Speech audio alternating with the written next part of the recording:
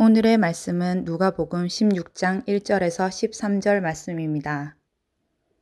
또한 제자들에게 이르시되 어떤 부자에게 청지기가 있는데 그가 주인의 소유를 낭비한다는 말이 그 주인에게 들린지라. 주인이 그를 불러 이르되 내가 내게 대하여 들은 이 말이 어찌 됨이냐. 내가 보던 이를 세마라. 청지기 직무를 계속하지 못하리라 하니 청지기가 속으로 이르되 주인이 내 직분을 빼앗으니 내가 무엇을 할까. 땅을 파자니 힘이 없고 빌어먹자니 부끄럽구나. 내가 할 일을 알았도다. 이렇게 하면 직분을 빼앗긴 후에 사람들이 나를 자기 집으로 영접하리라 하고 주인에게 빚진 자를 일일이 불러다가 먼저 온 자에게 이르되 내가 내 주인에게 얼마나 빚졌느냐.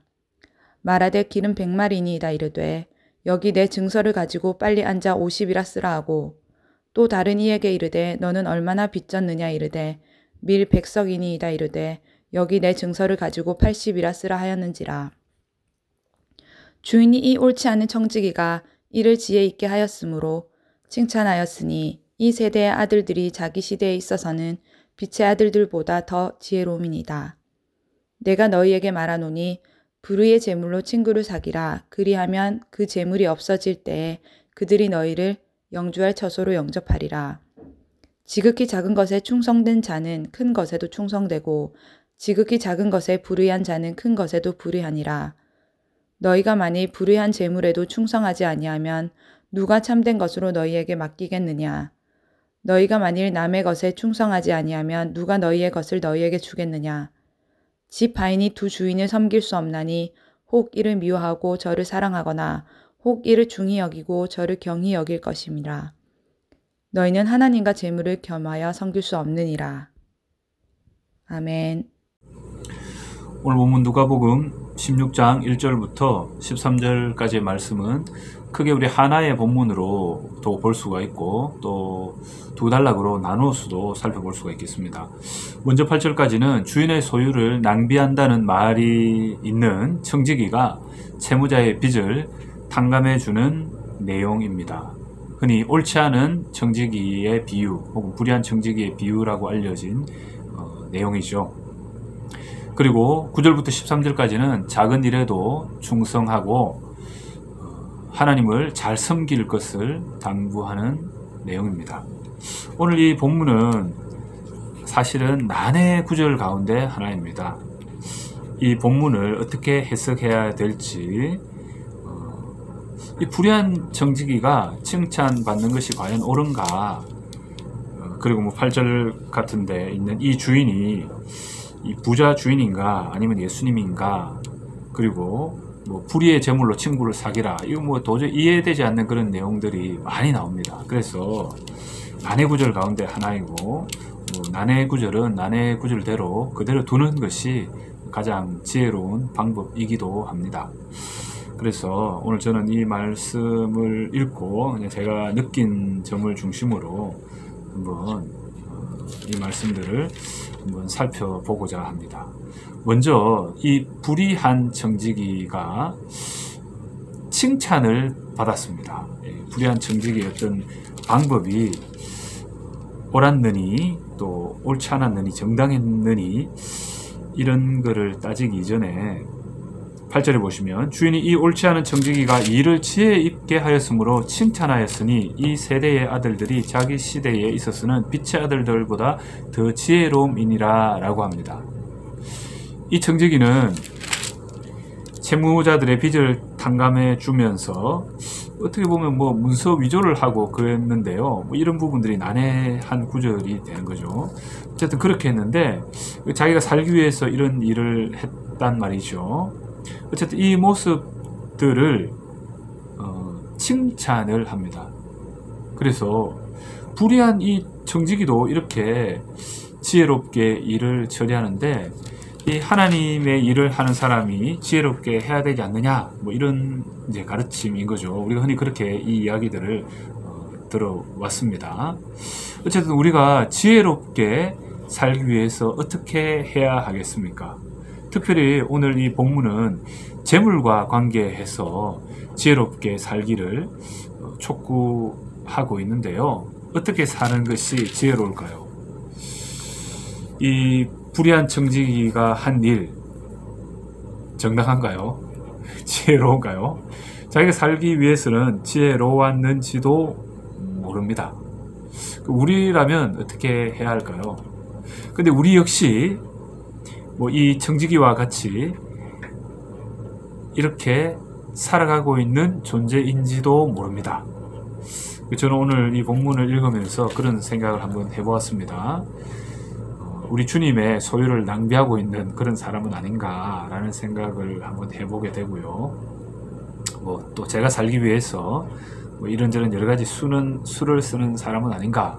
그럼에도 불구하고 이 사람이 칭찬을 받긴 하는데 과연 나는 주님으로부터 칭찬을 받을 사람인가, 자격은 있는가, 그런 생각도 한번 해보게 되고 지혜가 참으로 필요함을 한번 묵상해 보게 되었습니다.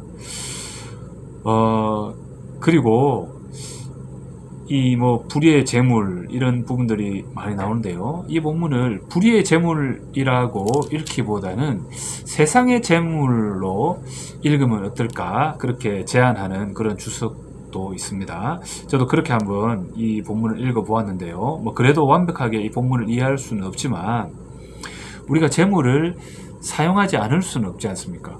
돈을 사용하지 않을 수는 없습니다. 돈을 사랑함이 일만하게 불이라고 했죠. 그러나 돈은 우리 자본주의 사회에서 분명히 또 필요한 부분이고요. 그것을 선용할 필요가 있습니다. 그래서 세상적인 이 재물을 우리는 사용을 해야 되고 이것으로 친구를 사귈 필요가 있는 거죠.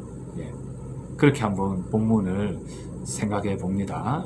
그리고 이 지극히 작은 것에 충성된 자, 이러한 표현이 불의의 재물, 제가 세상의 재물로 조금 바꾸어 보았는데요. 세상적인 이런 일들, 세상적인 재물과 같이 이렇게 대조해서 살펴본다면 좀 도움이 될 것 같습니다. 10절에 보시면 지극히 작은 것에 충성된 자는 큰 것에도 충성되고 지극히 작은 것에 불의한 자는 큰 것에도 불의할 것이다. 이렇게 이야기했습니다. 또 세상적인 이런 재물에 대해서도 충성하지 아니하면 누가 참된 것으로 너희에게 맡기겠느냐라고 하고 있습니다.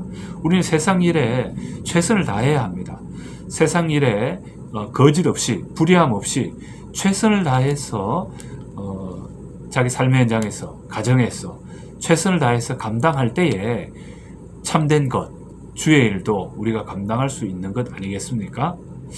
그런 입장에서 우리 삶에서, 뭐 제 같은 경우에는 제 가정에서 가정 사역은 정말 제대로 하고 있는가, 뭐 이런 생각도 한번 해보게 됩니다.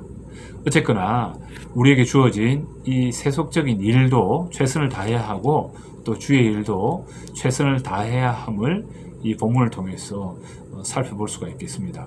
그리고 13절에 보면 집 하인이 두 주인을 섬길 수 없나니 혹 이를 미워하고 저를 사랑하거나 혹 이를 중히 여기고 저를 경히 여길 것임이니라.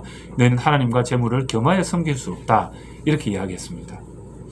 이 본문 말씀 그리고 앞에 있는 이 전체 내용을 통해서 재물의 노예가 될 것이 아니라 재물을 다스려야 함을 한번 생각해 보게 됩니다.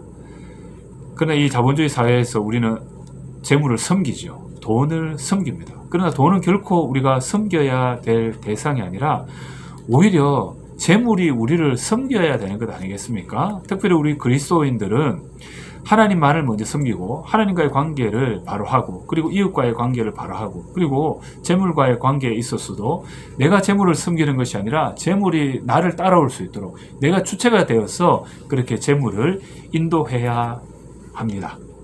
자, 이 불의한 청지기가 아주 잘못되었다라는 것을 우리가 생각해 볼 때에는 불의한 청지기는 재물을 제대로 사용하지 못한 자가 되는 거죠. 재물을 섬긴 자가 되는 겁니다. 그리고 그 이후에 이 불의한 청지기가 좀 회심을 했거나 또 마음의 변동이 생겨서 뭐 자기에게 돌아올 그런 재물을 양보하고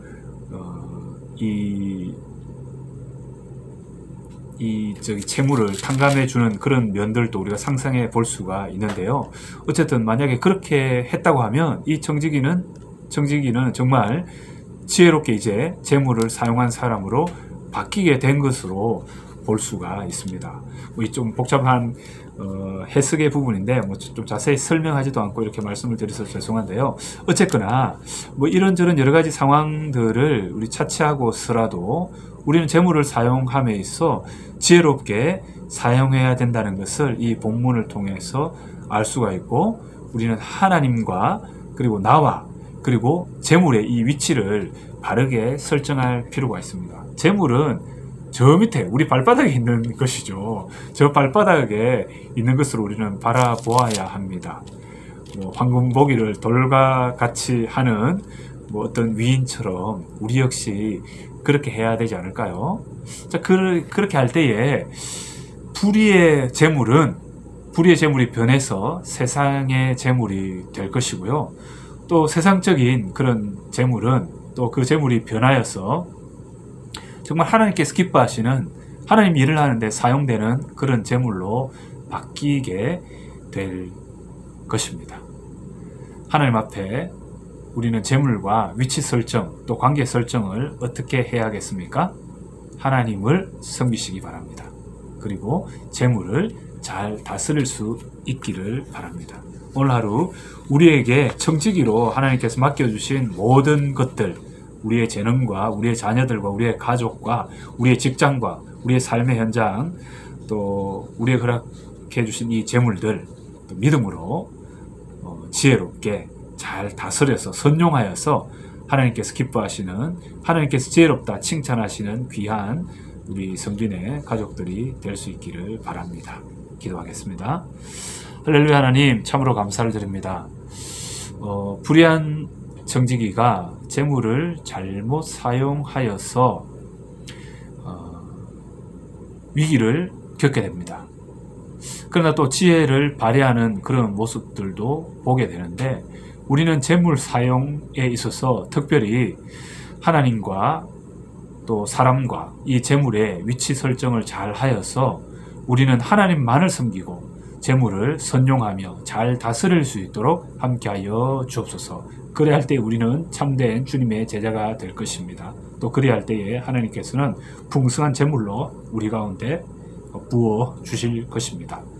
오늘 하루 살아갈 때에, 또 우리 일생을 살아갈 때에 재물의 노예가 되는 것이 아니라 재물을 잘 다스려서 하나님께 영광 돌리는 우리 모두가 될 수 있도록 함께하여 주옵소서. 우리 구주 예수 그리스도의 이름으로 기도드립니다. 아멘.